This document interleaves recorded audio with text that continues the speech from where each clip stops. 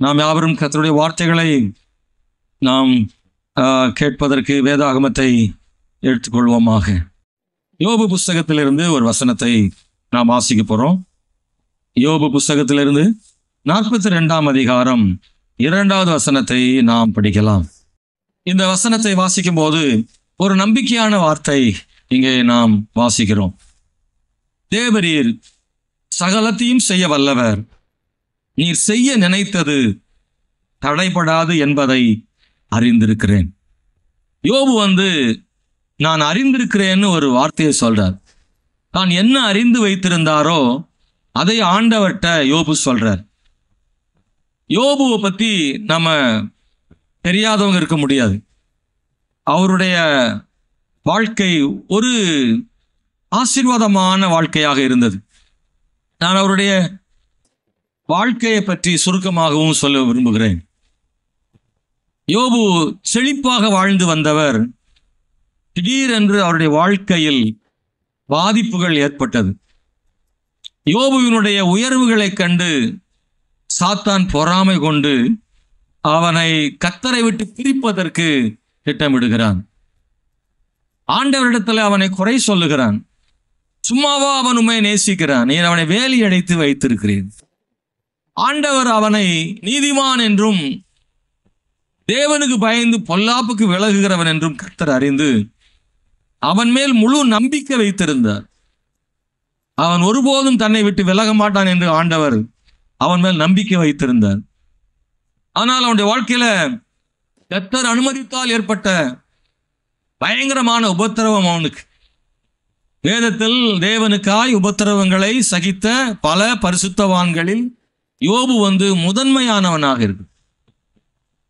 யோபுவின் உபத்திரவத்தோடு வேற யாரையாவது ஒப்பிட முடியுமான்னா இல்லை. அநேகர் அவர்கள் உபத்திரவப்பட்டு இருக்கிறார்கள். ஆனால் யோபு அவனுடைய குடும்பத்தார் எல்லாரும் உபத்திரவப்பட்டார். ஆடு மாடு சொத்து சுகம் எல்லாவற்றையும் இழந்து அவனும் வியாதிப்பட்டு அவன் பருக்களாலே அவன் வலியும் வேதனையும் நிறைந்தவனார். உங்களுக்கு தெரிந்திருக்கிறபடி அவனுடைய நண்பர்கள்லாம் அவனிடத்தில் ஆறுதல் சொல்ல ஆறுதல் என்ற பெயரில் அவனை காயமாக்கினார்கள். அவங்க சொன்னாங்க, யோபு உனக்கு ஏன் கஷ்டம்னு உனக்கு தெரியுதோ இல்லையோ எங்களுக்கு தெரியும். உனக்கு ஏன் இந்த பாடுகள் என்று உனக்கு தெரியாது, ஆனா எங்களுக்கு தெரியும். நீ என்ன செய்திருக்கிறாய்? பாவம் செய்திருக்கிறாய், தேவனுக்கு விரோதமாய் தீமை செய்திருக்கிறாய். நீதிமானை ஆண்டவர் தண்டிப்பாரோ? நீ செய்த தீமையினால் உனக்கு இந்த தண்டனை என்று அவன் சொல்கிறான். அந்த நண்பர்கள்லாம் சொல்றாங்க.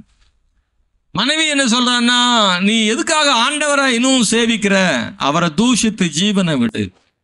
ஆண்டவர்னு கிடக்கிறதுனால தான் உனக்கு பிரச்சனை. ஆண்டவர் வேண்டாம், விட்டுன்னு மனைவி சொல்றான். யோபுவினுடைய வேதனை அவனோடு மட்டுமல்ல, அவன் மனைவிக்கும் வேதனை தான். ஆனாலும் யோபுவின் வார்த்தைகள் அல்லது யோபு மனைவியின் வார்த்தைகள் யோபுவுக்கு பெரிய காயமானதாக தான் இருந்திருக்க வேண்டும். ஆனால் ஒரு பக்கம் நண்பர்கள் தொடர்ந்து பேசிக்கொண்டே இருக்கிறார்கள். யோபு பட்ட கஷ்டம் கொஞ்சம் தான் தெரியுது, அல்லது எழுதப்பட்டிருக்கு. ஆனால் நிறைய எழுதப்பட்டது கொஞ்சம். ஆனா கஷ்டத்துக்கு காரணம் தான் நிறைய சொல்றாங்க. பல அதிகாரங்கள் யோபுவின் நண்பர்கள் இந்த உபத்திரவத்துக்கு என்ன காரணம்னு மாறி மாறி பேசுறது தான் நிறைய அதிகாரங்கள் இருக்கு. ஆண்டவர் திடீர்னு அவர் கேள்வி கேட்கிறார், யோபுட்ட கேட்கிறார். நண்பர்களுக்கு பதில் சொல்றான் யோபு, நீங்க நினைக்கிற மாதிரி இல்லை. நான் அந்நிய பெண்களின் மேல என் கண் பட்டது உண்டா? விதவைகளை நான் வஞ்சித்திருக்கிறேனா? என்னுடைய பந்தியில பரதேசிகளுக்கு இடமளிக்காம இருந்தானா? யாருடைய சொத்தையாவது அபகரிச்சனா? நான் தீமை செய்யல, நான் கர்த்தருக்கு முன்னாடி உண்மையா இருக்கிறேன் அப்படின்னு யோபு தன்னை பத்தி தான் உத்தமன் என்று நண்பர்களுக்கு சொல்லிட்டே இருக்கிறாரு. மறுபடியும் நண்பர்கள் சொல்றாங்க, இல்ல அப்படிலாம் கிடையாது, நீ அப்படி இருந்தா கர்த்தர் எப்படி இப்படி தண்டிப்பாருன்னு நண்பர்கள் மறுபடியும் பேசுறாங்க. தொடர்ந்து மாறி மாறி பேசிக்கொண்டே இருக்கும்போது ஆண்டவர் சொல்றாரு, யோபுவே, நீ அதிகமா பேசுறியா? உனக்கு தெரியுமா? ஆண்டவர் தன்னுடைய வல்லமைகளை அவனுக்கு சொல்றார். தேவனுடைய சர்வ ஞானத்தை சொல்றார். 38, 39 அதிகாரங்கள்ல நிறைய கேள்விகளா கேட்கிறார் ஆண்டவர். நீ எங்க இருந்த? அந்த பூமியை அஸ்திபாரப்படுத்தும் போது நீ எங்கே இருந்தாய்? உனக்கு அது தெரியுமா? வரையாடுகள் ஈனும் காலத்தை அறிவாயோ? நான் ஸ்தோத்திரம் கற்பத்தில் உதிக்கிறது போல சமுத்திரம் புரண்டு வந்த போது அதை கதவுகளால் அடைத்தவர் யார்? உனக்கு தெரியுமா?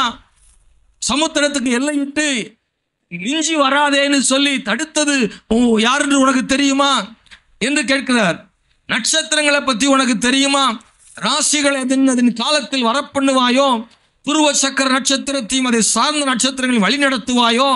உன்னால் அதை பண்ண முடியுமா? திட்டம் பண்ணுவையா? ஸ்தோத்திரம் அது எப்படி இருக்கிறது நீ சொல்லும்படி செய்வாயோ? மின்னல்களை நீ அடக்குவாயா? அந்த கரணத்தில் ஞானத்தை வைத்தவர் யார்? ஞானத்தினாலே கொடிமாசிகளை எண்ணுபவர் யார்? நீ சிங்கத்துக்கு இரையை வேட்டையாடி சிங்க குட்டிகளுக்கு கொடுப்பாயா? நிறைய கேள்வியா கேட்டா இருக்கிறாரு.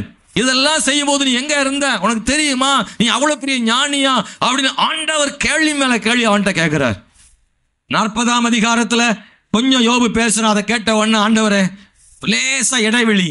யோபு சொல்றான், ஆண்டவரே நான் ரொம்ப பேசிட்டேன், வாயை பொத்தி கொள்ளுகிறேன், இனி நான் பேச மாட்டேன் அப்படின்னு. யோபு இதெல்லாம் பார்த்த உடனே எனக்கு அதெல்லாம் ஒண்ணுமே தெரியாத ஆண்டவரே, நான் வாயை பொத்தி கொள்ளுகிறேன் ஆண்டவரே, நான் 2 தரம் பேசினேன், இனி நான் பிரயத்தனம் கொடாமல் பேசாமல் இருப்பேன் ஆண்டவரே.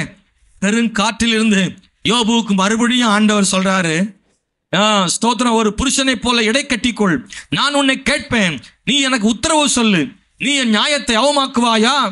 நீ உன்னை நீதிமானாக்கி கொள்ளும்படிக்கு என் மேல் குற்றம் சுமத்துவாயோ என்று ஆண்டவர் அவன்கிட்ட நிறைய பேசிட்டே இருக்கிறாரு. 41ஆம் வசனம் வரைக்கும் ஆண்டவர் நிறைய சொல்லிக்கிட்டே வராரு. கடைசியா ஆண்டவர் பேசி முடிச்ச உடனே நிறைய கேள்விகள்லாம் கேட்ட உடனே யோபு பிரதியுத்தரமாக பேச ஆரம்பிச்சு சொல்றான், ஆண்டவரே எனக்கு மின்னலையும் தெரியாது, வரையாடு ஈனுங்காலமும் தெரியாது, சமுத்திரம் வருமா வராதா அதுவும் எனக்கு தெரியாது, பூமியை நீர் அஸ்திபாரப்படுத்தும் போது எங்க கடந்து எனக்கே தெரியாது, அது தெரியுமா இது தெரியுமான்னு கேட்குறீங்க, எதுவுமே தெரியாது. ஆனா ஒண்ணு மட்டும் தெரியும், ஆண்டவரே தேவரீர் சகலத்தையும் செய்ய வல்லவர்னு தெரியும், நீ செய்ய நினைத்தது ஒன்றும் தடைபடாதுன்னு எனக்கு தெரியும் ஆண்டவரே, வேற எதுவுமே எனக்கு தெரியாது ஆண்டவரேன்னு யோபு சொல்றான். அல்லேலூயா. எனக்கு வேற ஒன்றும் தெரியாதுப்பா. முதல்ல யோபு நிறைய பேசிட்டே கிடந்தான். ஆண்டவர் சொன்ன உடனேதான் அவனுக்கு புரியுது, இல்ல ஆண்டவர் தேவரீர் சகலத்தையும் செய்வதற்கு அவர் வல்லவர், அவர் செய்ய நினைத்தது ஒன்றும் தடைப்படாதுன்னு நான் அறிந்திருக்கிறேன் சொல்றான். நான் அறிந்திருக்கிறேன், இது ஒண்ணு மட்டும் எனக்கு தெரியும், நான் வேற பெருசா எதையும் பத்தி எனக்கு தெரியல ஆண்டவரேன்னு அவன் வாயை பொத்தி கொள்ளுகிறேனப்பா. ஒரு குறிப்பிட்ட இடத்துக்குள்ள இப்போ வந்துட்டான். ஸ்தோத்திரம். எப்படிப்பட்ட சூழ்நிலையில சொல்றான் அப்படின்னா, அன்பானவர்களே, கண்ணீரிலும் பாடுகளிலும் இருந்து சொல்கிறான், தேவரீர் சகலத்தையும் செய்ய வல்லவர். இழப்பில் இருந்து சொல்றான், தேவரீர் சகலத்தையும் செய்ய வல்லவர். அவனுடைய விசுவாசத்தை இன்னைக்கு இந்த காலையில நாம கொஞ்சம் திரும்பி பார்க்கணும்னு நினைக்கிறேன். ஒவ்வொரு விசுவாசியின் வாழ்விலும் விசுவாசம் ரொம்ப அவசியம் தேவைப்படுகிறது. கர்த்தருடைய பிள்ளைகள் விசுவாசத்துக்கு எவ்வளவு முக்கியத்துவம் கொடுக்கிறோம்? விசுவாசத்தின் மூலமாக விசுவாசிகள் ஏதாகிலும் சாதிக்க முடியுமா? அல்லது விசுவாசிகளுக்கு எந்த அளவில விசுவாசம் ரொம்ப முக்கியமா இருக்கிறது அப்படின்ற ஒரு கேள்வி இருக்கு. நம்மை நாமே கேட்டு பார்ப்போம். என் விசுவாசமானது நான் என் வாழ்க்கையில் பயன்படுத்துகிறேனா? நான் விசுவாசத்தின் மூலமாக ஏதாகிலும் பெற்றுக்கொள்கிறேனா? ஆண்டவருக்கும் எனக்கும் இடையில உறவிலே விசுவாசம் முக்கிய பங்காற்றுகிறதா? நான் விசுவாசத்தை பத்தி யோசிக்கிறேனா? விசுவாசத்தை பயன்படுத்துகிறேனா? விசுவாசம் என் வாழ்க்கையில் செயல்படுகிறதா அப்படின்றத நாம் ஒவ்வொருத்தரும் யோசிக்க வேண்டிய இடத்துல நம்ம இருக்கிறோம். பல விசுவாசிகள் விசுவாசத்தை பற்றியெல்லாம் கவலைப்படவில்லை. அவர்கள் காலை எழுகிறார்கள், வேலைக்கு போகிறார்கள், உழைக்கிறார்கள், வீட்டுக்கு வருகிறார்கள், படுக்கிறார்கள், காலை எழுந்து போறாங்க, சம்பாதிக்கிறாங்க, பணங்களை செலவு பண்றாங்க. பிரச்சனைகள் வரும்போது அவர்களே அதை சமாளிக்கிறார்கள். நிறைய நேரங்களில் சோர்ந்து போய்விடுகிறார்கள். தன்னுடைய முயற்சி, தன்னுடைய அனுபவங்கள், தன்னுடைய பணம், தன்னுடைய உழைப்பு, தன்னுடைய அறிவு, இவைகளை வைத்தே வாழ்க்கை ஓட்டுகிறார்கள். ஆனா தேவனாகிய கர்த்தர் இந்த நெருக்கடியான காலங்களில், இந்த ஆபத்தான உலகத்தில், ஸ்தோத்திரம், பலவிதமான சோதனைகள் நிறைந்த இந்த உலகத்துல, எதிர்ப்புகளும் போராட்டம் நிறைந்த உலகத்துல தேவனுடைய பிள்ளை அதை எதிர்கொண்டு மேற்கொண்டு வாழ வேண்டுமானால் தேவன் நமக்கு அவர் கொடுத்துக்கிற விசுவாசம் ஒன்று இருக்குல்ல, அது ரொம்ப அவசியம் தேவைப்படுகிறது. விசுவாசத்தால் தேவனை தேடுகிற அந்த இடம் இல்லாமல், விசுவாசத்தால் தேவனை தேடுகிற இடம் இல்லாமல், தானாக தன் சொந்த பலத்தால், தன் சொந்த அறிவால், தன் சொந்த பணத்தால் முயற்சி செய்து உழைப்பதனால்தான், வாழ்க்கை நடத்துவதனால்தான் பல நேரங்களில் சோர்வுகள் ஏற்படுகிறது. ஒரு மனுஷன் தன்னுடைய வாழ்விலே எல்லா போராட்டங்களையும் விசுவாசத்தின் மூலமாக தேவனோடு தொடர்பு இருப்பானால் அவன் சோர்வுகளிலிருந்து வெளியே வர முடியும். சோர்ந்து போய் விடுவதில்லை, தளர்ந்து போய் விடுவதில்லை. கர்த்தருக்காக நிற்பதற்கு அது உதவியாக இருக்கும். கை வைத்தலில் சொல்லும் ஆமென்.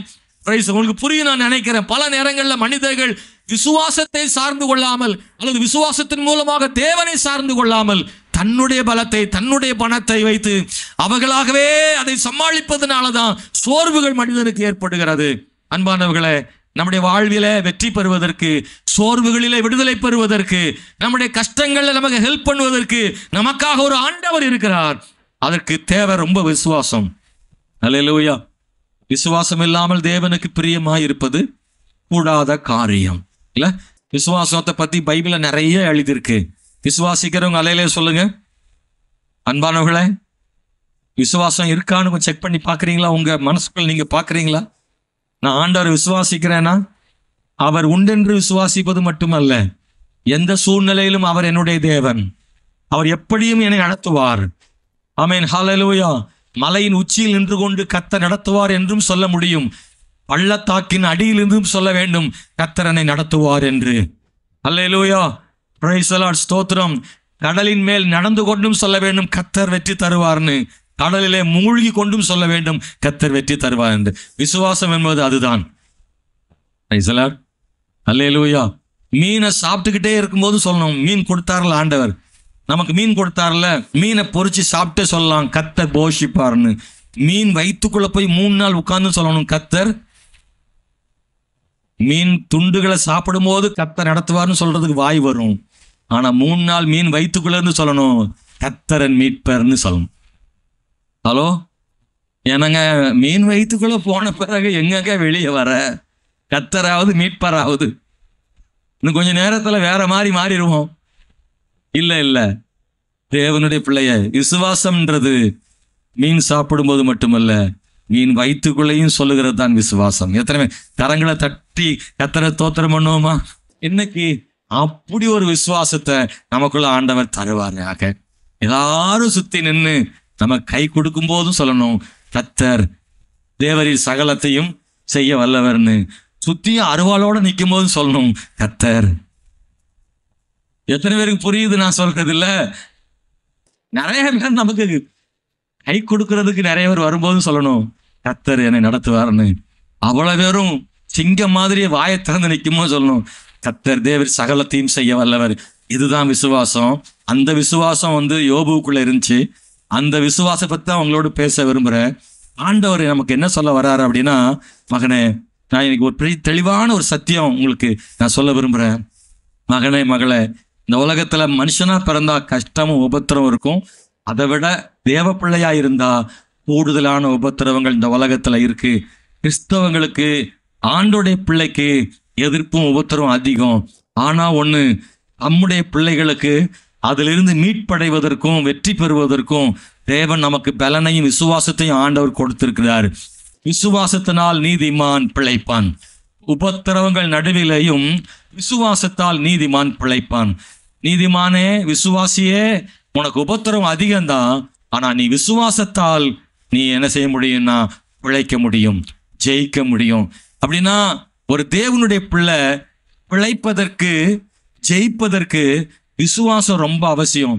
ஆனா நிறைய பேர் நம்ம விசுவாசத்தின் மேன்மையை நம்ம உணரல, அல்லது விசுவாசம் இந்த அளவுக்கு நமக்கு உதவி செய்யுமான்றத நிறைய பேர் புரிஞ்சுக்கிடல. விசுவாசத்துல இவ்வளவு விஷயம் இருக்கான்னு நிறைய விசுவாசிகளுக்கு தெரியல. அதனாலதான் விசுவாசத்தை அதிகமா பயன்படுத்தாம தன்னுடைய உழைப்பையும் ஞானத்தையும் அறிவையும் அனுபவங்களையும் பயன்படுத்தி தான் வாழ விரும்புறாங்க. தன்னுடைய அதையெல்லாம் பயன்படுத்துறது தப்பு இல்லை. ஆனா இந்த விசுவாசத்தை சேர்த்து கொள்வதால் அல்லது இந்த விசுவாசத்தின் மூலமாக தேவனை நாம் நமக்குள்ளே கொண்டு வருவதால், விசுவாசத்தின் மூலமாக நம்மை அவருக்கு ஒப்பு கொடுப்பதாலும், விசுவாசத்தின் மூலமாக நம்முடைய தேவைகளை சொல்லுவதாலும், விசுவாசத்தின் மூலமாக தேவன் நமக்குள்ளே கிரியை செய்வதற்கு இடம் கொடுப்பதனாலும் இந்த வாழ்க்கையின் போராட்டங்கள் எளிதாக மாறுகிறது. விசுவாசம் என்பது நம்முடைய உழைப்பையும் நம்முடைய அறிவையும் அனுபவங்களையும் பூமிக்குரிய சாத்தியங்களையும் இந்த விசுவாசம் என்ன செய்யுதுன்னா நமக்கு கொஞ்சம் லகுவாக மாத்துறது. விசுவாசம் இல்லாமல் நம்முடைய சொந்த அனுபவங்களும் அறிவும் அது மிகவும் கடினமானதாக இருக்கும். எங்கே நம்முடைய அனுபவங்களோடும் நம்முடைய அறிவோடும் நம்முடைய பணத்தோடும் நம்முடைய கடின உழைப்போடும் எப்போ நம்முடைய விசுவாசம் சேர்கிறதோ அப்போ அது கொஞ்சம் எளிதாக மாறுகிறது. அவ்வளவுதான் வித்தியாசம். நிறைய பேர் கடினமாக உழைக்கிறார்கள், கடினமாய் பாடுபடுகிறார்கள், அதிகமாக கவலைப்படுகிறார்கள், திட்டமிடுகிறார்கள், என்ன செய்ய வேண்டும் குழம்புகிறார்கள், வாழ்க்கையில பதிலற்று நிற்கிறார்கள், தனிமையில் நிற்கிறார்கள், ஏங்கி தவிக்கிறார்கள், ஒரு காலகட்டத்தில் அப்படியே நின்று போய் விடுகிறார்கள், சிக்கி தவித்து நிற்கிறார்கள். ஆனா இந்த வாழ்க்கை போராட்டத்தில் நம்மை மிக எளிமையாய் கடந்து போக செய்வதற்கு நம்முடைய விசுவாசம் ரொம்ப உதவியா இருக்குது. அந்த விசுவாசத்தை பலப்படுத்தணும். ஆண்டவர் என்ன நினைக்கிறாருன்னா, மகளே, நீ வெற்றியுள்ள ஓட்டத்தை ஓடுறதுக்கு உனக்கு விசுவாசம் தேவை. அந்த விசுவாசம் வலிமையானதா இருக்கணும். நான் உன்னை விசுவாசத்தை பலப்படுத்த விரும்புறேன்னு ஆண்டவர் சொல்றாரு. கை உயர்த்தி, ஆண்டவர் என் விசுவாசம் வலிமையானதா மாறட்டும்னு சொல்றீங்களா? கை உயர்த்தி, ஆண்டவரே என் விசுவாசம் வலிமையானதா மாறட்டும், ஒரு பலமுள்ள விசுவாசமா என் விசுவாசம் மாறட்டும் ஆண்டவரே. அல்லேலூயா. இன்னைக்கு அது ரொம்ப அவசியமா இருக்கு. என் விசுவாசம் எவராலும் உடைக்க முடியாத விசுவாசமா இருக்கட்டும் ஆண்டவரே. என் விசுவாசம் எதிலும் கரைந்து போகாத விசுவாசமா இருக்கட்டும் ஆண்டவரே. என்னுடைய விசுவாசம் எப்போதும் காணாமல் போகிறதா இருக்கக்கூடாது. எவராலும் தொலைக்க முடியாத விசுவாசமாக இருக்க வேண்டும். எவராலும் திருட முடியாத விசுவாசமா இருக்க வேண்டும் ஆண்டவரே. அழிக்கப்படாத விசுவாசமாக இருக்கணும் என் விசுவாசம். அப்படிப்பட்ட வலிமையான உறுதியான ஒரு விசுவாசத்தை எனக்கு தாரும்னு கர்த்தரை எப்போதும் கேட்போமாக. அன்பான தேவனுடைய பிள்ளைகளே, எந்த காலகட்டத்திலும் எந்த சூழ்நிலையிலையும் இந்த வலிமையான விசுவாசம் இருந்தா நம்மளால ஜெயிக்க முடியும். ஆண்டவர்கிட்ட அந்த விசுவாசத்தை கேட்கணும். ஆண்டவரும் என்ன சொல்றாரு அப்படின்னா, மகளை உன் விசுவாசத்தை வலிமையானதை மாற்ற விரும்புறேன்னு ஆண்டவர் நம்மிடத்துல சொல்ல விரும்புகிறார். தேவன் 3 வழிகளில் நம்முடைய விசுவாசத்தை பலமுள்ளதா மாற்ற விரும்புகிறார். சொல்லுங்க. நம்முடைய விசுவாசத்தை ஆண்டவர் 3 விதங்கள்ல பலமுள்ளதா வலிமையானதா மாற்ற விரும்புகிறார். நம்ம எல்லாரும் ரொம்ப விசுவாசத்துல ரொம்ப சூப்பர் ஹீரோலாம் கிடையாது. ஆனா நம்முடைய விசுவாசம் பலமுள்ளதா மாத்துறதுக்கு ஆண்டவர் எதிர்பார்க்கிறாரு. ஒருவேளை இங்க நிக்கிறவங்க சொல்ல, நானும் கூட விசுவாசம் உள்ளவனா இருக்கணும்னு நினைக்கிறேன், ஆனா என் விசுவாசம் குறைவுள்ளதா இருக்குன்னு நினைக்கிறேன். ஆனா ஆண்டவருடைய நோக்கம் எல்லாம், ஆண்டவர் எங்கேயோ இருந்தோ அப்படி செய்யறது இல்லை, நம்மளை கொண்டுதான் செய்ய விரும்புறாரு. நமக்குள்ளே விசுவாசத்தை வர்த்திக்க பண்ணி அந்த விசுவாசத்தின் மூலமாக ஆண்டவர்கிட்ட அணுகி நாம் வாழ்க்கையில வெற்றி பெற தேவன் எதிர்பார்க்கிறார். காரணம், ஒவ்வொரு தேவ மனிதனுக்குள்ள விசுவாசம் அவசியம் என்பதனாலும் அந்த விசுவாசம் வலிமையானதா இருக்கணும் என்பதனாலும் நம்ம விசுவாசத்தை ஆண்டவர் பலப்படுத்த விரும்புகிறாரு. ஒன்று, எப்படி நம்ம விசுவாசத்தை கர்த்தர் பலப்படுத்துறார் அப்படின்னா, நமக்கு இருக்கிற கொஞ்சம் விசுவாசத்துக்கு பலன் கொடுத்து அந்த பலன் கொடுக்கறத வச்சு நாம் இன்னும் விசுவாசம் அடைவதற்கு தேவன் விரும்புகிறார். எபிரேயர் 11:6 நாம் படிக்க முடியும், விசுவாசம் இல்லாமல் தேவனுக்கு பிரியமாய் இருப்பது கூடாத காரியம். எபிரேயர் 11ஆம் அதிகாரத்துல 6வது வசனத்துல நான் வாசிக்கிறேன். ஏனென்றால் தேவனிடத்தில் சேருகிறவன் அவர் உண்டென்றும் அவர் தம்மை தேடுகிறவர்களுக்கு பலன் அளிக்கிறவர் என்றும் விசுவாசிக்க வேண்டும். நல்லா பார்த்தீங்கன்னா, அவர் தம்மை தேடுகிறவர்களுக்கு பலன் அளிக்கிறவர் என்றும் விசுவாசிக்க வேண்டும். ஆண்டவர் விசுவாசத்திற்கு பலன் அளிக்கிறார். கொஞ்சம் விசுவாசம் இருந்தா கூட தேவன் நமக்கு பலன் அளிக்கிறார். நான் ஆண்டவருக்காக நிற்கணும், அவருக்காக வாழணும், உண்மையா இருக்கணும், பரிசுத்தமா இருக்கணும், ஒரு ஜெபிக்கிறவனா இருக்கணும், ஆண்டவர் விரும்புகிற ஒரு மனிதனா இருக்கணும் அப்படின்னு ஒரு மனுஷன் கொஞ்சம் விசுவாசத்தோடு இருக்க அவன் முயற்சிப்பான். ஆனால் அவனுக்குள்ள ஆண்டவர் வலிமை பலனை ஆண்டவர் என்ன செய்யறாருன்னா கொடுக்கிறாரு. அன்பானவர்களே, நிறைய பேர் சொல்லும்போது சாட்சி என்ற சொல்லுவாங்க, பாஸ்டர் நான் ரொம்ப கஷ்டப்பட்டேன், பெரிய பிரச்சனை அல்லது சுகவீனம், நான் வீட்டில் உட்காந்து ப்ரேயர் பண்ண ஆரம்பித்தேன், கர்த்தர் அற்புதம் செய்தாருன்னு ஒரு சகோதரி சொல்ல சொன்னாங்க. ரொம்ப சந்தோஷமாக சொன்னாங்க, என் ஜெபத்தையும் ஆண்டவர் கேட்டு விடுதலை செஞ்சிட்டாருன்னு. என்ன உற்சாகம், என்ன சந்தோஷம் அவங்களுக்கு. அவங்க ஜெபத்தை கர்த்தர் கேட்டாருன்னு அவங்களுக்கு என்ன இல்லை,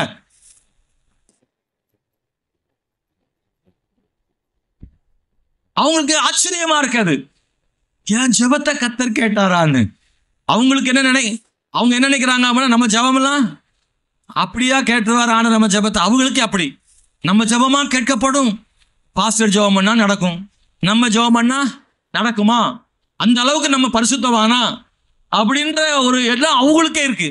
ஆனா அந்த இக்கட்டான நேரத்துல அவங்க ஜெபம் பண்ணி ஆண்டவர் அற்புதம் செஞ்ச உடனே சந்தோஷமா சொல்றாங்க, பாஸ்டர் நான் ஜெபம் பண்ணேன், உண்மையா மறுநாளே கர்த்தர் செய்தார்னா ரொம்ப ஆச்சரியமா இருக்கு அப்படின்றாங்க. அப்ப என்ன நடக்குது அப்படின்னா, இன்னும் அடுத்த முறை ஜெபம் பண்ணணும்னு தோணுது, உண்மையா கர்த்தர் கேட்பாருன்னு நம்பிக்கை வருது. அப்படின்னா கொஞ்சம் செய்ய ஆரம்பிக்கும் போது, கொஞ்சம் கர்த்தரை விசுவாசிக்கும் போது, கொஞ்சம் கர்த்தரை பிடிச்சுக்கிடும் போது அந்த விசுவாசம் அவங்களுக்குள்ளே பலப்படுகிறது. அந்த இன்னும் தோணுது, அவங்களுக்கு செய்யணும்னு தோணுது, விசுவாசம் பலப்படுத்துகிறது. அன்பார்களே, அவர் நம்ம கொஞ்சம் விசுவாசத்துக்கு கொஞ்சம் பலன் கொடுத்து கர்த்தர் என்ன பண்றாருன்னா இன்னும் விசுவாசத்தை உறுதிப்படுத்துறாரு. ஆழமான விசுவாசமா வருது, அதை வளர பண்ணக்கூடிய தேவனா இருக்கிறார். தானியேலை பத்தி ஒரு உதாரணம் சொல்லணும்னா, தானியேல் அரண்மனைக்கு வந்த உடனே அங்க ஒரு சோதனை. அவனுக்கு என்ன சோதனை? ராஜபோஜனத்தை சாப்பிடணும். ஆனா கர்த்தருடைய பிள்ளைங்க யூதர்கள் ராஜபோஜனத்துல இருக்கிற கர்த்தருக்கு பிரியமில்லாத உணவுகளை சாப்பிட மாட்டான். அல்லது தேவன் வேண்டாம் என்று சொன்ன ஸ்தோத்திரம் மிருக ஜீவன்கள், பறவைகள் அங்க வைக்கப்பட்டிருக்கும். மதுபானம் அருந்த வேண்டும். இன்னும் பல விஷயங்கள் அதுல இருக்கிறது. சொல்லப்போனால் பாபிலோனிய தெய்வங்களுக்கு படைக்கப்பட்டதாக இருக்கும். ஆகவே ராஜ போஜனங்கள் பல வழிகளில தேவனுக்கு பிரியமில்லாதது. அதனால தானியேல் சொல்றாரு அந்த பிரதானியின் தலைவன்ட்ட, ஐயா நாங்க இதை சாப்பிட மாட்டோம், எங்களுக்கு வேண்டான்னு சொல்றான். அப்படியெல்லாம் பேச முடியாது. அந்த பிரதானி கண்களில் தயவு கிடைக்க பண்ணார்னு பைபிள் இருக்கு. அதனாலதான் அந்த பிரதானி அவங்களுடைய வார்த்தைகளை கொஞ்சம் காது கொடுத்து கேட்கிறாரு.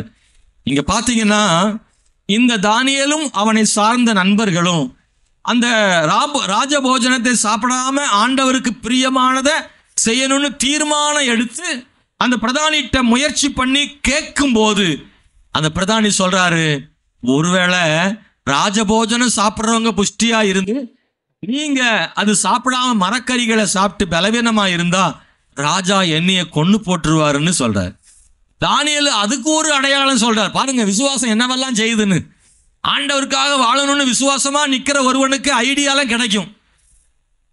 சொல்றா, ஐயா நீங்க ரொம்ப நாளைக்குலாம் வேண்டாம், ஒரு 10 நாளைக்கு எங்களை செக் பண்ணி பாருங்க, எங்களுக்கு மரக்கறிகளை கொடுங்க, பருப்பு சோறு கொடுங்க, 10 நாள் கழிச்சு எங்களையும் ராஜபோஜனம் சாப்பிட்டவங்களையும் ஒப்பிட்டு பாருங்க, அப்பொழுது நாங்க பலமுள்ளவங்களா இருந்தா நாங்க தொடர்ந்து மரக்கறிகளை சாப்பிட்றோம், இல்லை என்றால் நீங்க சொல்றத கேட்கிறோம் என்று தானியேல் ரொம்ப அழகா ஞானமா பேசுறான்.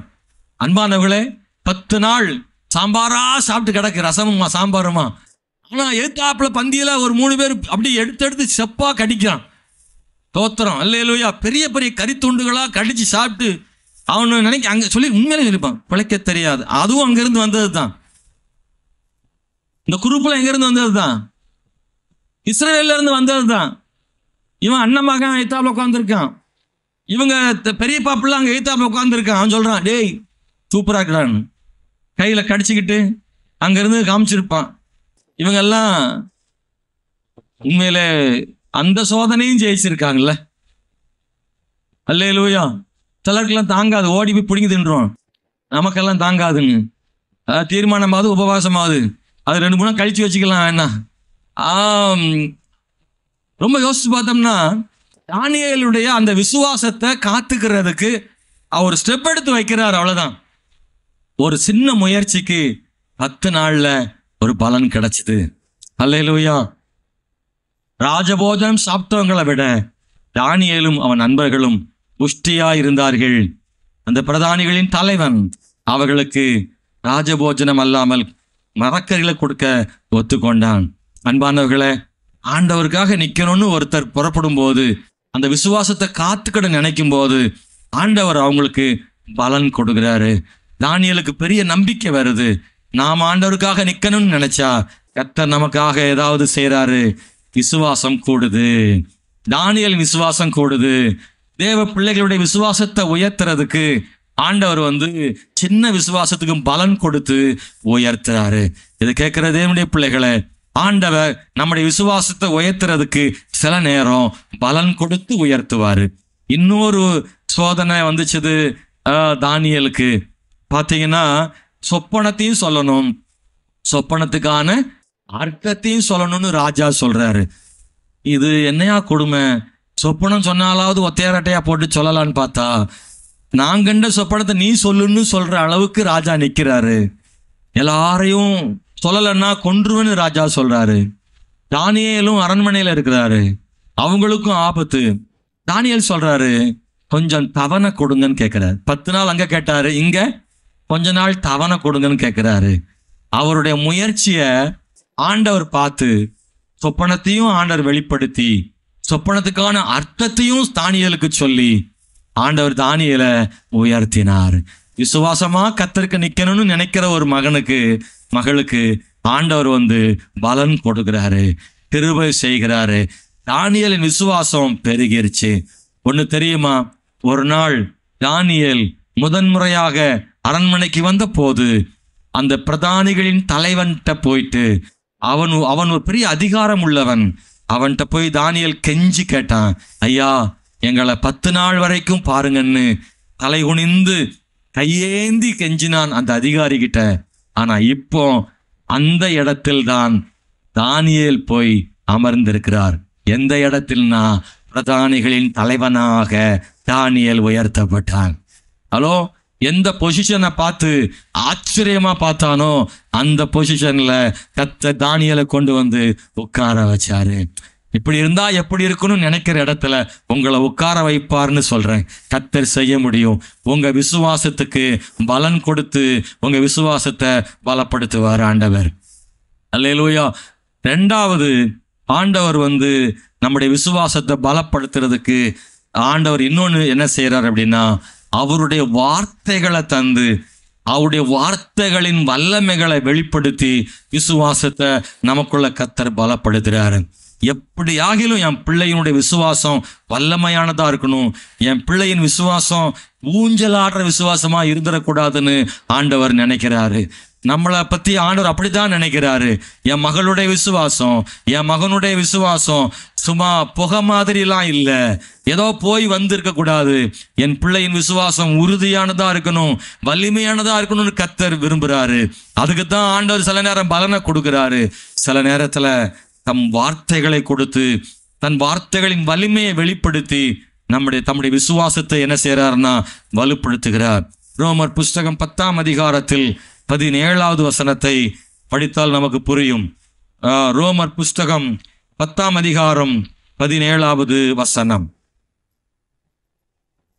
ஆதலால் விசுவாசம் கேள்வியினால் வரும், கேள்வி தேவனுடைய வசனத்தினாலே வரும். நல்ல கவனிங்க, விசுவாசம் எப்படி வருதுன்னா தேவனுடைய வசனத்தினாலே வருதான், கேள்வியினாலே வருதான். கேள்வினா கொஸ்டின் நினைச்சிடக்கூடாது, கேட்பது, லிசன் பண்றது, ஆண்டவருடைய வார்த்தையை கவனமா கவனிக்கிறது. பைபிள் வார்த்தையை நாம ரொம்ப முக்கியப்படுத்த வேண்டிய இடத்துல நாம இருக்கிறோம். அன்பானவர்களே, வேதம் படிக்கிற பைபிள் படிக்கிறவருடைய எண்ணிக்கை ரொம்ப குறைஞ்சிட்டு வருதுன்னு நான் கடந்த வாரத்தில் கூட நான் சொன்னேன். அதுதான் இன்னைக்கு உண்மை நிலவரமா இருக்கு. நான் உங்களை பார்த்து கேட்குறேன், கடைசியா நீங்க எப்போ பைபிள் படிச்சீங்கன்னு உங்களை நீங்களே கேட்டுக்கோங்க. கரமுயர்த்து சொல்லலை, எப்போ கடைசியா நீங்க பைபிள் படிச்சீங்கன்னு யோசித்து பார்த்தீங்கன்னா ரொம்ப பேருக்கு கம்மியாக தான் இருக்கும்னு நினைக்கிறேன். நிறைய பேர் அதுக்கு பதில் தெரியாது. ரொம்ப நாளைக்கு முன்னாடி படித்த ஞாபகம் சிலருக்கு இருக்கலாம், ஆனால் டெய்லி படிக்கிறவங்க இங்கே இருப்பீங்க. நான் உங்களை பாராட்டுறேன். அன்பானவர்களே, நிச்சயமாக நான் சொல்கிறேன், நம்ம விசுவாசம் வளரணும் அப்படின்னா வேத வசனம் ரொம்ப ரொம்ப முக்கியம். வேதத்தை படிக்காத, பைபிள் படிக்காத ஒரு விசுவாசி விசுவாசத்துல பலப்பட மாட்டாங்க. பலப்படாததுனால, விசுவாசம் பலவீனமா இருப்பதால வெற்றியும் அவங்களால பெற முடியாது. ஆவிக்குரிய ஜீவியத்துல ரொம்ப சோர்ந்து போயிடுவாங்க. ஆவிக்குரிய ஜீவியத்துல அவங்க நின்று பிடிக்கணும்னா, பாவத்தை ஜெயிக்கணும்னா, கிறிஸ்துவுக்காக பாவத்தை ஜெயித்து சாத்தானை ஜெயித்து ஒரு நல்ல வெற்றி பெற்ற ஒரு தேவனுடைய பிள்ளையா இருக்கணும்னா கட்டாயம் பைபிள் படிக்கணும். வசனம் ரொம்ப வலிமையானது. அது ஆவிக்குரிய பட்டயம் சொல்லப்பட்டிருக்கு. இந்த பைபிள் போல ஒப்பிடக்கூடிய இன்னொரு புத்தகம் இந்த உலகத்தில் இல்லை. ஒவ்வொரு மதங்களிலும் புனித நூல்கள் இருப்பது போல கிறிஸ்தவ புனித நூலாக மட்டும் இந்த பைபிளை நினைச்சிடக்கூடாது. இது புனிதமாக கொடுக்கப்பட்டது அல்ல. இது மனிதனுடைய வாழ்க்கைக்காய் கொடுக்கப்பட்டது, மனிதனுடைய வாழ்வினுடைய வெற்றிக்காய் கொடுக்கப்பட்டது. இந்த உலகத்தில் மதங்களுக்காய் கொடுக்கப்பட்ட புத்தகம் நிறைய இருக்கு. ஆனா பைபிள் மதங்களுக்காக அல்ல, மனிதனுக்காய் கொடுக்கப்பட்டது. இது நித்திய வாழ்வுக்காய் கொடுக்கப்பட்டது. எல்லா புத்தகங்களும் வாசிப்பதற்காக இருக்கலாம், ஆனா இது வாழ்வதற்காய் கொடுக்கப்பட்டது. சொல்லுங்க, எத்தனையோ புத்தகங்கள் இருக்கு வாசிப்பதற்காக, ஆனா இந்த புத்தகம் வாழ்வதற்காக கொடுக்கப்பட்டிருக்கிறது. உலகத்தின் காரியங்களை தெரிந்து கொள்வதற்காக நிறைய புத்தகம் இருக்கிறது. அவ்வுலகத்தை தெரிந்து கொள்வதற்காக இந்த புத்தகம் மட்டும்தான் இருக்கிறது. ஹல்லேலூயா. அன்பான தேவனுடைய பிள்ளைகளே, ஒரு கதையை படித்தால் மறுமுறை படிக்க தோணாது. எத்தனையோ புத்தகங்களை வாங்கி நீங்க படிக்கலாம், ஆனா திரும்ப படித்தால் அதுதானே என்று தோணும். ஆனா இந்த புத்தகத்தை அப்படி அல்ல. யோவான் 2ஆம் அதிகாரம், கானா ஒரு திருமணத்தை காலமெல்லாம் படிக்கிறோம், ஆனாலும் இன்னும் அதிலிருந்து ஆண்டவர் பேசிக்கொண்டுதான் இருக்கிறார். எழுதப்பட்ட பகுதி மட்டும்தான் மனிதனுக்கு பேசும், ஆனால் எழுதப்படாதவைகளும் கூட இதன் மூலமாய் பேசுவார் ஆண்டவர். நல்லா கவனிச்சிங்களா? ஒரு புத்தகத்தில் உள்ளதான அந்த அச்சு எழுத்துக்கள் மட்டும்தான் ஒரு மனுஷனோடு மனிதன் வாசிக்க முடியும். ஆனா இது அல்ல. இதுல எழுதப்பட்டிருப்பது குறைவு, ஆனால் இதன் மூலமாக தேவன் வெளிப்படுத்துவது அதிகம்.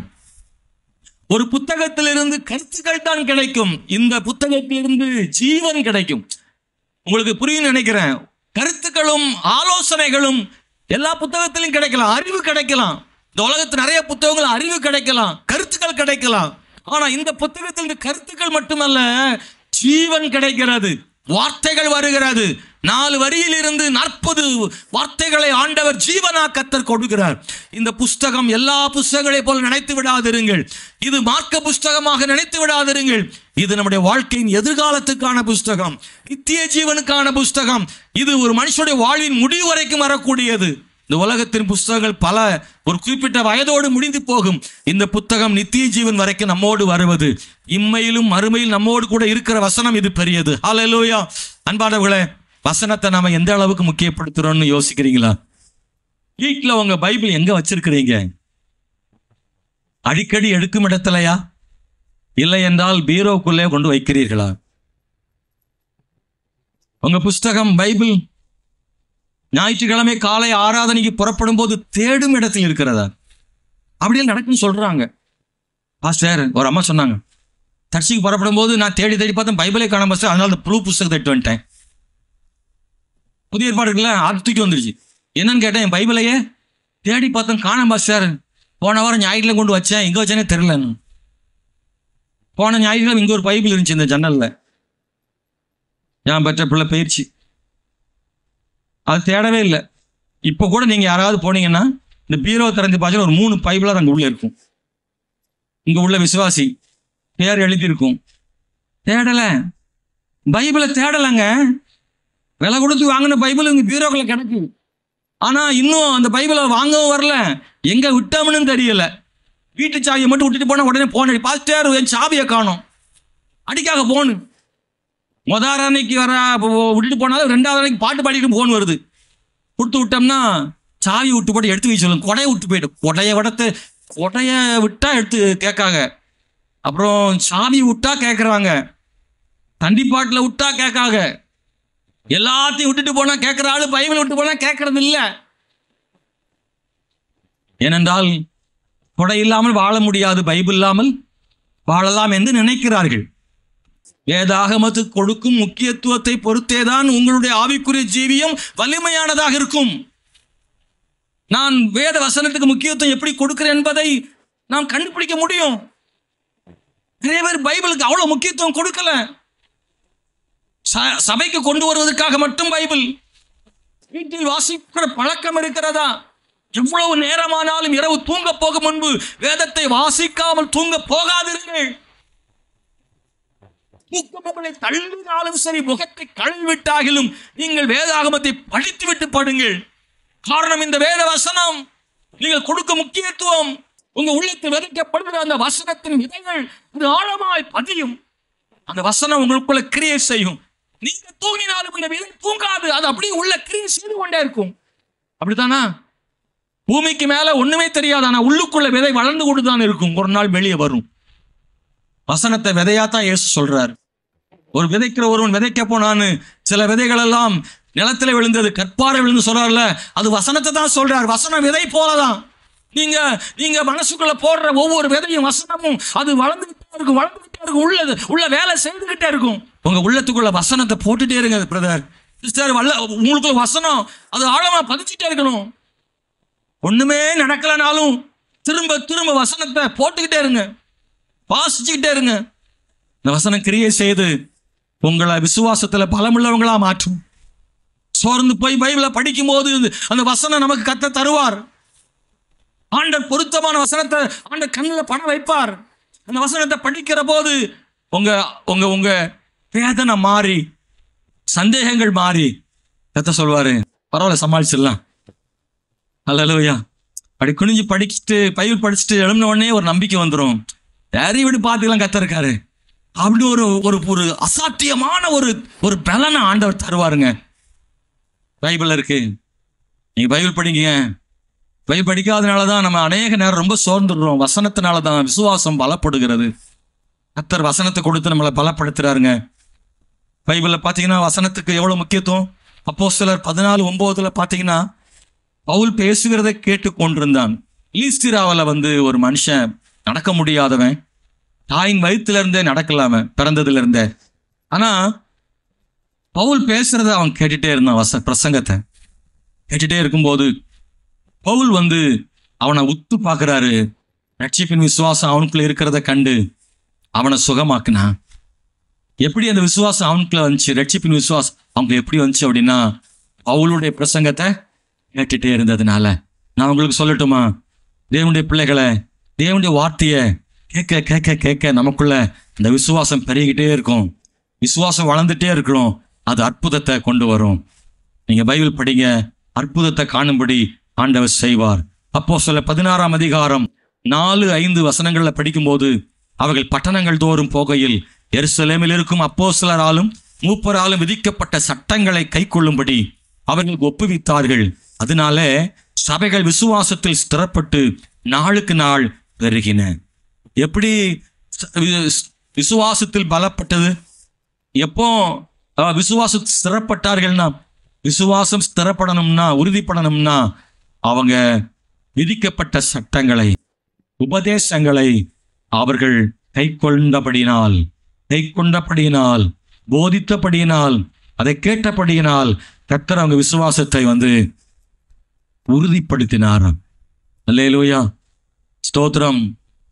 வசனத்தை கேட்கிற எல்லாருமா கேட்கிறாங்க? இல்ல. இங்க இருக்கிற எல்லாரும் இப்போ பிரசங்கத்தை கேட்கிற மாதிரி தான் தெரியுது. ஆனா எல்லாரும் பிரசங்கத்துல கேட்கிறாங்களான்னா இல்ல. அல்லேலூயா. நிறைய பேரு இப்பதானே 2வது பாயிண்ட் வந்திருக்காரு. இந்த 3வது பாயிண்ட் எப்ப முடிப்பாரோ, நேரம் வேற ஓடிக்கிட்டே இருக்க அப்படின்னு கொஞ்சம் பேரு. பின்னாடி இருந்து ஒரு அம்மா சொன்னாங்க, பாஸ்டர் நீங்க உயிரை கொடுத்து கத்துறீங்க, ஆனா அந்த பைபிளுக்குள்ள ஆர்ட்ஸ் செல்போனை வச்சு குனிஞ்சுக்கிட்டே நோண்டிக்கிட்டு இருக்கான் பாஸ்டர். உங்களுக்கு கரெக்டா உட்கார்றதுமே அடுத்தால் தலைக்கு பின்னாடி மறைஞ்சுதான் உட்கார்றதே. பைபிளை நல்லா படிக்கானாக்கும் நம்ம நினைச்சுக்கிடுவோம். பரவாயில்ல, பிரசங்கத்துல கூட பைபிளை படிக்கான்னு நம்ம நினைச்சுக்கிறோம். ஆனா பைபிளுக்குள்ள என்ன இருக்கு நீங்க நினைக்கிறீங்க? வீட்லயே அதான் பச செய்யறான், புத்தகத்துல வச்சிருக்கான். ஆனா கர்த்தர் பாக்குறாருல, எந்த இடத்துல இருந்தாலும் கர்த்தரை பாஸ்டரை ஏமாத்திடலாம், கர்த்தரை ஏமாத்தவே முடியாது. கர்த்தரை ஏமாத்த நினைக்கிறவன் அவனையே அவன் ஏமாத்திக்கிறான் அர்த்தம். ஆமாவா இல்லையா? அப்படிதானா? ஆமா. அதனால பிரசங்கம் கேட்கிற எல்லாரும் பிரசங்கம் கேட்கறாங்கன்னு சொல்ல முடியாது. நான் கேட்கிற பிரசங்கம் என் மனசுக்குள்ள என்ன செய்யணும்னா போகணும். இந்த வார்த்தை உள்ள போகணும். உள்ள போனாதான் அது முளைக்க ஆரம்பிக்கும், அது பலன் கொடுக்க ஆரம்பிக்கும். நான் அன்பாக சொல்றேன், தயவு செய்து பைபிள் படிங்க, தவறாம படிங்க, அதிக நேரம் படிங்க. நான் ஒரு கேள்வி கேட்கிறேன், பைபிள் மக்கள் படிக்காததுக்கு என்ன காரணம் சொல்றாங்க? உங்களை நான் சொல்றேன், மற்றவங்க என்ன சொல்றாங்க? பைபிள் படிக்காததுக்கு என்ன காரணம் சொல்றாங்க? சோம்பேறித்தனம், நேரம் இல்லை. நிறைய பேர் சொல்ற பதில் என்னன்னா, நேரமே. யோகம் பண்ணாததுக்கும் அதான் சொல்றாங்க. பைபிள் படிக்காததுக்கு என்ன சொல்றாங்க? நேரம் இல்லை, நேரம் இல்லை. ஆனா அது உண்மையா? இல்லை. ஆனா எதுக்கெல்லாம் நேரம் செலவு பண்றாங்க தெரியுமா? செல்போனுக்கு நேரம் நிறைய ஓடுது, மணிக்கணக்கா ஓடுது. 2 அக்காமார் பேசி பேசியே சாப்பிட்றதுக்கு 1.5 மணி நேரம் ஆகுது. அப்படியே பேசிக்கிட்டே ரசிச்சு ருசிச்சு சாப்பிட அதுக்கு நேரம் ஆகுது. கண்ணாடி ஒண்ணுன்னா கணக்கே கிடையாது. கண்ணாடி ஒண்ணுன்ட்டா கணக்கே இல்லை. இப்போ உள்ள ஆட்கள்லாம், பழைய ஆட்கள் சொல்லாட்டாலும் இப்போ உள்ள ஆட்கள்லாம் என்னவெல்லாம பண்றாங்கலாம், ஃபவுண்டேஷன்லாம் போடுறாங்களாம், அது நிறைய நடக்கின்றாங்க. ஒரு மாதிரி இருக்கிற முகம் பார்த்தா பளபளப்பா ஆயிருது, கலர் கலரா ஆகுது. என்ன செய்ய? ஏகப்பட்ட பிஸ்னஸ் நடக்கு. அப்பெல்லாம் என்ன சொல்றது இல்லை, நான் தலை சேவை கூட நேரம் இல்லைங்க, அதனால பரட்டே வந்துட்டேன். யாராவது சொல்றாங்களா? அப்படிலாம் இல்லை. என்ன ஆனாலும் சரி, நான் தலை சீவா வரவே மாட்டேன், தலை சீவி தான் ஆகிறோம். சர்ச்சுக்கு லேட் ஆகிட்டு பட்னியாக வந்துட்டேன், ஒரு நாள் முழுசும் சாப்பிடவே இல்லை, அப்படி இருக்கா? இல்லை. 3 நேரம் கரெக்டாக போயிட்டே இருக்கு. அதில் எந்த விதமான தங்கு தடை இல்லாமல் 3 வேளையும் நடக்கு. நான் 3 நாளாச்சு குளிச்சு நேரமே இல்லை, அதனால தான் இப்படி குளிக்காமல் இருக்கேன் சொல்கிறோமா? இல்லை. நீங்கள் இருக்கிறத பார்த்து அப்படி இருப்பாங்க போலையே, அப்படி இல்லை தானே? தோத்துறோம். எல்லாமே சரியான நேரத்தில் எவ்வளவு நேரம் ஆனாலும் நடக்கு. சிலெல்லாம் பாத்திரமுள்ள போயிட்டா போதும், சோறு பையும் குழம்பு வச்சிடலாம், அதுக்கப்புறம் தான் வரும். குளியல்னா குளியல் எப்படி குளிப்பாங்களே தெரியாதியா. கதவு பூட்டினா பூட்டினதே, பெண்களை கதவு போல பூட்டி இருக்கும். மணிக்கணக்காகுது, மணிக்கணக்காகுது. அப்படிலாம் ஆள் இருக்கு. ஏயா வெளியே வா, வெளியே வா, வெளியே வா, கதவை தட்டினா வர்றதே இல்லை. மொட்டா குளியல், பயங்கர குளியல். ஆனால் கேட்டா பைபிள் படிக்கிறதுக்கு நேரமே இல்லை. ஃப்ரெண்ட்ஸ்கிட்ட உட்காந்து பேச சொல்லுங்க, எல்லாம் பேசலாம், நிறைய பேசலாம். எங்க பாஸ்டர் எபனேசர் சொல்வாரு எங்களை பார்த்து, நாய்க்கு வேலை இல்லை, உட்கார நேரம் இல்லையா. நீங்க கேள்விப்பட்டிருக்கீங்களா? அப்படி இந்த நாய் என்ன செய்யுமா? பிஸியாவே இருக்குமா, ஒரு வேலையும் கிடையாது. ஆனா அங்கிட்டு ஓடும் இங்கிட்டு ஓடும், ஓடிக்கிட்டே இருக்கும். ஆனா கேளுங்க, என்ன நாயை ஓடிக்கிட்டு இருக்க? பிஸியா இருக்கேன், இந்த தெருவை எனக்கு தான் பட்டா போட்டு கொடுத்துருக்கு, ஃபுல்லா அங்கிட்டு ஓடும், திடீர்னு நிற்கும், இங்கிட்டு ஓடிட்டே இருக்கும், இங்கிட்டு ஓடும் அங்கிட்டு ஓடும். ஊர்ல அப்படி ஒரு வேலை கிடையாது. இன்னைக்கு நிறைய பேர் அப்படித்தான் இருக்கும். பரபரப்பா என்ன வீடு குப்பையா தான் கிடக்குங்க, ஆனா வேலை செஞ்சுக்கிட்டே இருக்கு. ஆனா வீடு அப்படிதான் கிடக்கு. சொல்றது நேரமே இல்லைன்றது. நேரமே இல்லைன்ற வார்த்தை பொய்ன்னு சொல்றேன். நேரம் இல்லைன்ற வார்த்தை தேவனை அவமதிக்கிறதுன்னு சொல்றேன். எத்தனை பேர் அதை புரிஞ்சுக்கிட்டீங்களா? நேரம் இல்லைன்ற வார்த்தை சாதாரண வார்த்தை இல்லை. நேரம் இல்லைன்ற வார்த்தை மரியாதை குறைவான வார்த்தை. நீங்க பாருங்க, அவருடைய வார்த்தை, தேவனுடைய வார்த்தையை வாசிக்க எனக்கு நேரம் இல்லைன்றது அவரை அவமானப்படுத்துறது இல்லை. கலெக்டர் ஒரு டைமுக்கு கூப்பிடுறாரு, அல்லது கலெக்டர் ஒரு கடிதம் கொடுத்து படிக்க சொல்றாரு, படிக்கலாம் நேரம் இல்லைங்க சொல்லி பாருங்களேன், அது எவ்வளவு மரியாதை இல்லாத வார்த்தை அது. அப்படின்னா நம்ம முக்கியத்துவம் கொடுக்கலன்னு அர்த்தம். நேரம் இல்லைன்ற வார்த்தையை நம்ம சொல்றோம்னா முக்கியத்துவம் கொடுக்கல. அப்படியானால் அதை விட மற்றவெல்லாம் முக்கியமா அப்படின்றது தான் ஒரு பெரிய கேள்வி அங்கே இருக்கு. கொஞ்சம் யோசித்து பார்த்தோம்னா, நம்மளை மட்டும் பார்க்கும்போது நான் சொல்ற காரணம் நியாயமா தெரியும். நம்மளை மட்டும் பார்த்தா நீங்க எல்லாம் பிஸியான ஆள் தான், அதுல மாற்று கருத்தே இல்லை. உழைப்பு, ஓடுறது, தங்க சக்திக்கு மீறி நீங்க பாடுபடுறீங்க, அதெல்லாம் மாற்று கருத்து இல்லை. நிறைய பேர்லாம் உண்மையா நேரம் இல்லைன்ற வார்த்தை உண்மையா கூட இருக்கலாம் அவங்க பார்வையில, ஏன்னா ஓடிட்டு இருக்கிறாங்க தான். ஆனா அந்த வார்த்தை உங்களையும் உங்கள் குடும்பத்தையும் மட்டும் நீங்க பார்க்கும்போது நீங்க ஓடுற ஓட்டம் நேரம் இல்லை மாதிரி தெரியும். ஆனா நீங்க தேவனோடு பாருங்க, அவருடைய வார்த்தையை பாருங்க. அவர் சொன்ன வார்த்தையை யோசித்து பார்த்தீங்கன்னா, இல்ல நான் முக்கியமானதற்கு முக்கியத்துவம் கொடுக்காம இரண்டாம் தர முக்கியமானவைகளுக்கும் முக்கியமா இல்லாதவைகளுக்கும் நான் முக்கியத்துவம் கொடுக்கறதுனால தான் முக்கியமானதுக்கு நான் நேரம் கொடுக்க முடியல. எத்தனை பேருக்கு புரியுது இல்ல? Price the Lord. நான் முக்கியமற்றவைகளுக்கும் இரண்டாம் தர மூன்றாம் தரமான முக்கியத்துவத்துக்கும் நாம ரொம்ப முக்கியம் கொடுக்கறதுனால ரொம்ப முக்கியமானத முதலாவது ராஜ்யத்தையும் அப்படின்னு சொன்னார்ல, அந்த முதலாவது முக்கியம் இருக்குல்ல, அந்த முதலாவது முக்கியத்தை விட்டுட்டு ரெண்டாவது முக்கியம் மூணாவது முக்கியத்துக்கு நம்ம ரொம்ப முக்கியத்துவம் கொடுத்துறோம். இதனாலதான் நமக்கு நேரம் இல்லை. Praise the Lord. அல்லேலூயா.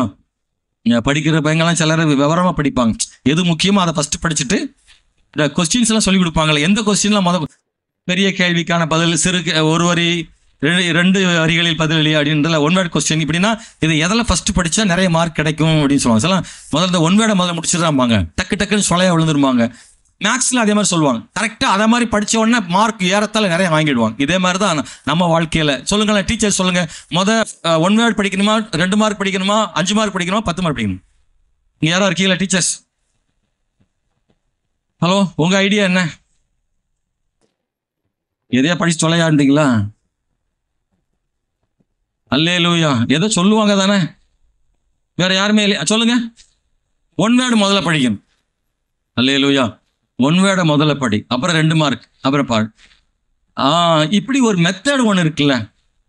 இன்னைக்கு நீங்க நம்ம வாழ்க்கையில வெற்றி பெறணும்னா நிச்சயமா அந்த ஃபர்ஸ்ட் ஒன் இருக்குல்ல, அதை படிங்க.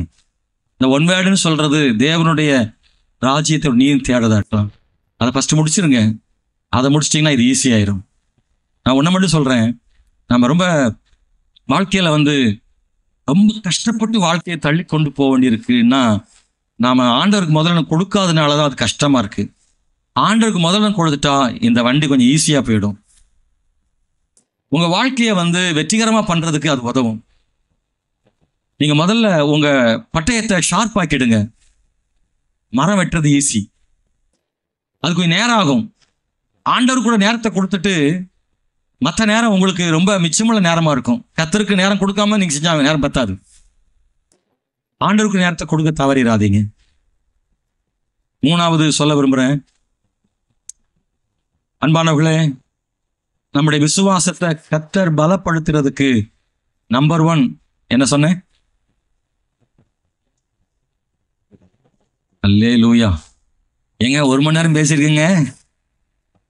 ஆண்டவர் நம்முடைய விசுவாசத்தை பலப்படுத்த விரும்புகிறார். எப்படி பலப்படுத்துறார்? 3 விதங்கள்ல. நம்பர் 1, கொஞ்சம் விசுவாசத்துக்கே பலன் கொடுத்து அதை பார்த்து நம்ம விசுவாசம் வளருது. 2வது, அவருடைய வசனத்தை நமக்கு வெளிப்படுத்தி நம்ம கூட பேசி வசனத்தினால நம்மளை விசுவாசத்தை பெருக பண்றார், வளர உறுதியாக்குறார். 3வது, விசுவாசத்தை எப்படி பலப்படுத்துறார், உறுதியாக்குறார் அப்படின்னா 1 பேதுரு புஸ்தகம் 1ஆம் அதிகாரம் 7வது வசனம். 1 பேதுரு 1:7 எடுத்திருக்கீங்களா?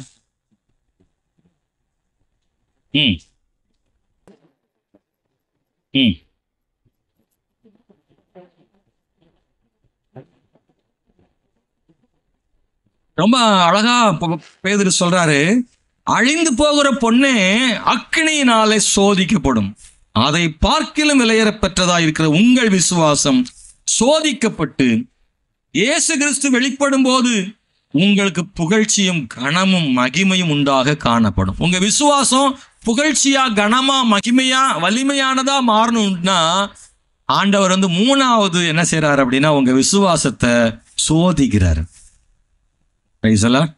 அன்பானவர்களே, விசுவாசம் சோதிக்கப்படுவதால் விசுவாசம் வளர்கிறதுன்னு பைபிள் சொல்லுது.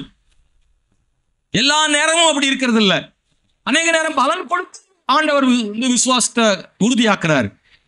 அநேக நேரம் வசனத்தை கொடுத்து அதை வெளிப்படுத்தி விசுவாசத்தை பலப்படுத்துறாரு. ஆனா சில நேரங்கள்ல ஆண்டவர் உபத்திரவத்துக்குள்ள அனுமதிச்சு நம்ம விசுவாசத்தை பலப்படுத்துறாரு. அதற்கு சரியான உதாரணம் இந்த யோபுவின் வாழ்க்கையில் உபத்திரவம் தான் அவன் விசுவாசத்தை பலமுள்ளதாய் மாற்றியது. உபத்திரவம் தான் யோபுவின் வாழ்வில் விசுவாசம் எப்படிப்பட்டது என்று பார்க்க செய்தது. யோபுவின் வாழ்வில் உபத்திரவம் தான் யோபுவின் விசுவாசம் வலிமையானது என்று காண செய்தது. யோபுவின் விசுவாசம் அதுவரைக்கும் எப்படின்னு யாருக்கும் தெரியாது. ஆனால் யோபு வாழ்க்கை எப்பொழுது உபத்திரம் வந்ததோ அப்பொழுதுதான் உலகம் பார்த்தது, சாத்தான் பார்த்தான்.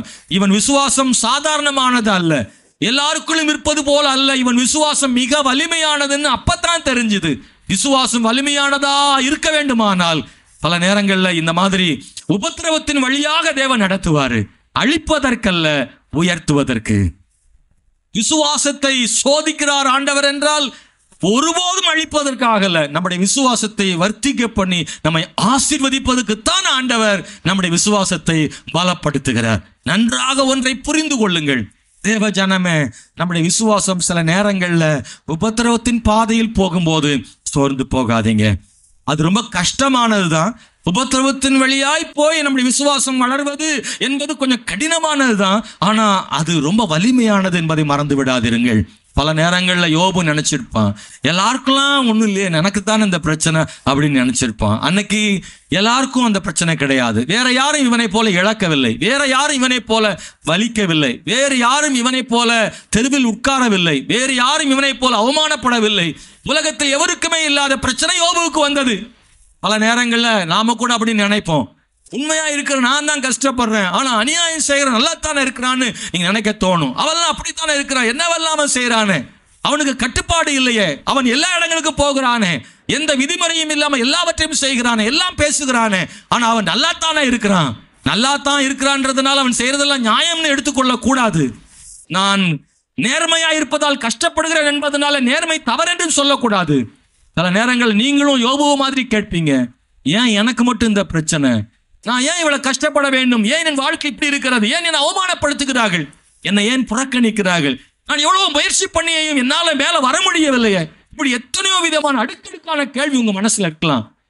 யோபு போல நீங்க கேட்கலாம். ஆனா ஒன்ன மாத்திரம் நீங்க மறந்துடாதீங்க, தேவன் ஒருவேளை அனுமதிப்பார், ஆனால் அந்த உபத்திரவத்துல நீங்க பொறுமையோடு கூட ஆண்டவரை நம்பி இருப்பீர்கள், ஆனால் தேவனாகிய கர்த்தர் உங்கள் விசுவாசத்தை பலமுள்ளதாக மாற்றி இரட்டிப்பான நன்மைகளை உங்களுக்கு கட்டாயம் தருவார். கைவேர்த்தி ஆமென் சொல்லுவோமா? ஹல்லேலூயா. உபத்திரவங்கள் நன்மையாக மாறும், உபத்திரவங்கள் நிச்சயமாக நன்மையாக மாறும், உபத்திரவங்கள் இரட்டிப்பான நன்மையாக நிச்சயமாக மாறும். ஆனால் அந்த பாதை கஷ்டமாக இருக்கலாம், கண்ணீராக இருக்கலாம். ஆனால் ஒன்று மாத்திரம் மறந்து விடாதீர்கள், தேவன் அனுமதிக்கிற பாதை எதுவாக இருந்தாலும் சரி, உபத்திரவமாக இருந்தாலும் சரி, அந்த பாதையில் தேவன் நம்மை உயர்த்தி வைப்பார் என்பதை மறந்து விடாதீர்கள் என்பார்களே. அல்லேலூயா. ரோமர் 4:21 படிக்கும் போது தேவன் வாக்குத்தத்தம் பண்ணினதை நிறைவேற்ற வல்லவராய் இருக்கிறார் என்று முழு நிச்சயமாக நம்பி தேவனை மகிமைப்படுத்தி விசுவாசத்தில் வல்லவனானான். ஆபிரகாம் விசுவாசத்தில் வல்லவனானான். விசுவாசம் உறுதியானது. ஆபிரகாமின் விசுவாசம் வலிமையாய் மாறினது. எப்படி? அவன் வாழ்க்கையில் இன்னும் அற்புதம் பெறவில்லை தான், ஆனா விசுவாசம் அவனத்தில் இருந்தது. ஈசாக்கு இன்னும் பிறக்கல, ஆனா விசுவாசம் இருந்தது. 25 ஆண்டு காலம் அவன் கஷ்டமான பாதையில் போனான், ஆனால் விசுவாசம் அவனுக்குள்ளே இருந்தது. வேதம் சொல்லுகிறது, அங்கே அவன் அறிந்திருந்தான். ஹல்லேலூயா. நிச்சயமாக நம்பி தேவனை மகிமைப்படுத்தி விசுவாசத்தில் வல்லவனாக மாறினான். சங்கீதம் 20:6 படிக்கிற போது தாவீது சொல்றார், நான் இப்பொழுது அறிந்திருக்கிறேன். எப்படின்னா, கர்த்தர் தாம் அபிஷேகம் பண்ணினவரை ரட்சிக்கிறார் என்பதை இப்போது அறிந்திருக்கிறேன். உபத்திரவத்தின் பாதையில போன பிறகு தாவீது சொல்றாரு, இப்ப நான் அறிஞ்சிருக்கிறேன், ஆண்டவர் தாம் அபிஷேகம் பண்ணினவரை ரட்சிக்கிறார் என்று. ஒரு மனுஷனுக்கு உபத்திரவம் விசுவாசத்தை கற்றுக் கொடுக்கு. ஒரு மனுஷன் உபத்திரவத்தின் பாதையில போகும்போது ஆண்டவரை பிடிச்சுக்கிறான். மாணவர்களை, தோத்திரமே சொல்லாத ஆளு ஒரு உபத்திரத்துல போன தோத்திரம் 4 தோத்திரம் சேர்த்து வருதுங்க. ஜபம் பண்ணாத ஆளு கஷ்டம்னு வந்த உடனே ஜபம் அதிகமாகுதுங்க. ஆமென். பிரச்சனைன்னு வந்த உடனே கர்த்தரை தேடுறவங்க நிறைய பேர் இருக்காங்க, தெரியுமா?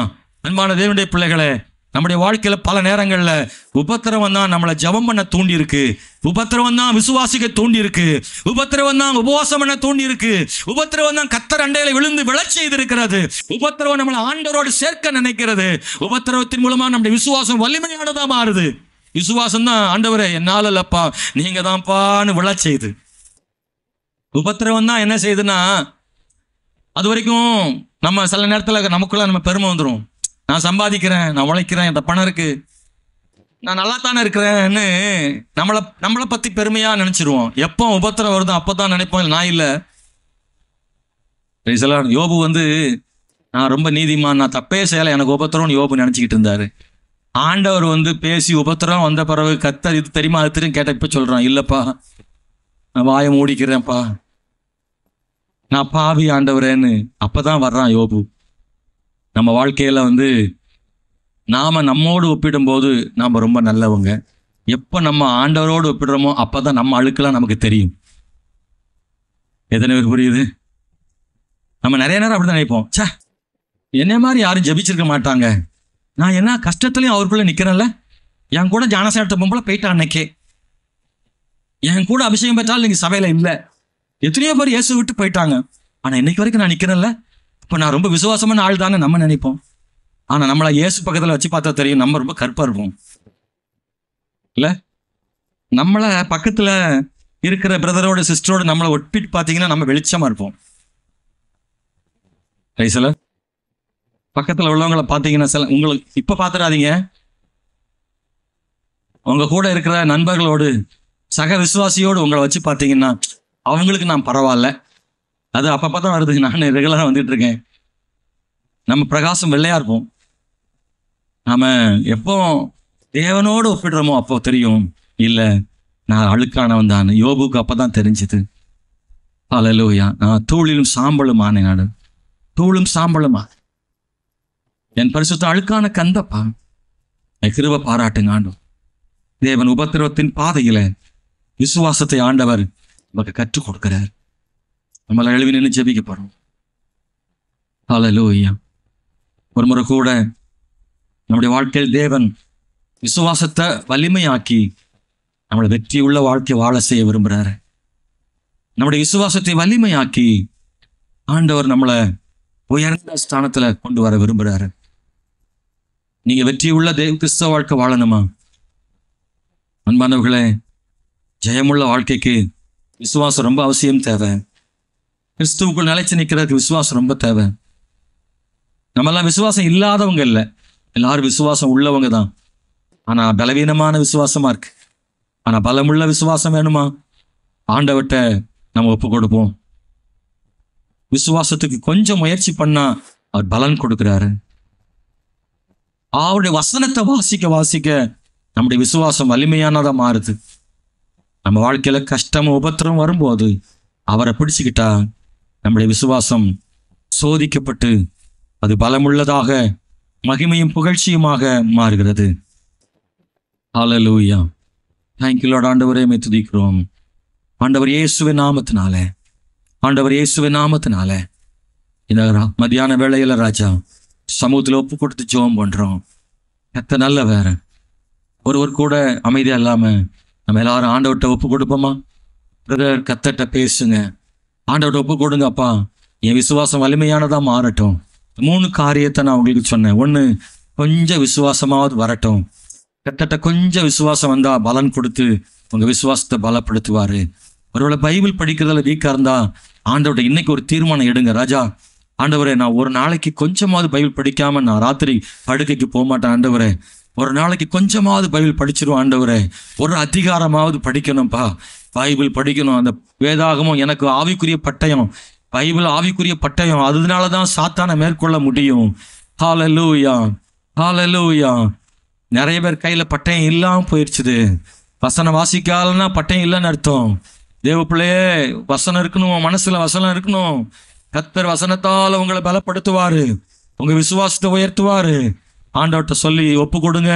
ஆண்டவரே, வேத வசனத்துக்கு நான் முக்கியத்துவம் கொடுக்க பண்ணுங்க ஆண்டவரேன்னு. உபத்திரவங்க வரும்போது ஆண்டவரே, உபத்திரவத்தை நிலைத்திருக்க, உபத்திரவத்துக்குள்ள கர்த்தருக்குள்ள ஆண்டவர் நிலைச்சு நிற்கணும். உபத்திரவத்தில் இருக்கும்போது தான் யோபு சொல்றாரு, ஆண்டவரே தேவரீர் சகலத்தையும் செய்ய வல்லவர், நீ செய்ய நினைத்தது ஒன்றும் தடைப்படாது. ஹல்லேலூயா. அப்படி சொன்ன பிறகுதான் அவனுக்கு என்ன நடக்குன்னா இரட்டிப்பான ஆசீர்வாதம் பெற்றுக்கொள்றான். 42 அதிகாரத்தை தான் கிடைக்குது. ஆண்டவர் இன்னைக்கு யோபுவை போல, ஆபிரகாமை போல, தானியேலை போல நாங்கள் விசுவாசத்தில் உறுதியானவர்களை மாறுவதற்கு எங்கள் தேவன் கிருபை பாராட்டும்படி எங்களை ஒப்பு கொடுத்து ஜெபம் பண்றோம். எங்கள் வாழ்க்கையை ஆசீர்வதிக்கிறவர், எங்கள் பிள்ளைகளின் வாழ்க்கையை ஆசீர்வதிக்கிறவர், பேர பிள்ளைகள் வாழ்க்கையை ஆசீர்வதிக்கிறவர். ஆண்ட ஒவ்வொருவருடைய வாழ்விலையும் தேவன் பலப்படுத்துகிற தேவன். ஆண்டவரே, எங்க குடும்பத்துல யாராகிலும் விசுவாசத்துல குறை உள்ளவங்களா இருந்தா அவங்களுக்குள்ள விசுவாசம் பெருகும்படியாக தேவன் கிருபை பாராட்டும். தேவன் கிருபை பாராட்டும் ஆண்டவரே. ஒரு வெற்றியுள்ள வாழ்க்கைக்காக ஸ்தோத்திரம் ஆண்டவரே. உங்க நாமத்தை மாத்திரம் மகிமைப்படுத்தும்படியாக ஜெபிக்கிறோம் ஆண்டவரே. நீர் போதும் ஐயா. எல்லாருக்கும் கிருபை செய்து நடத்துங்க. இந்த வாரங்களில், இந்த நாட்களில் ஆண்டவரே, இந்த செய்தி அவங்கள மாற்றத்தை ஏற்படுத்தட்டும்.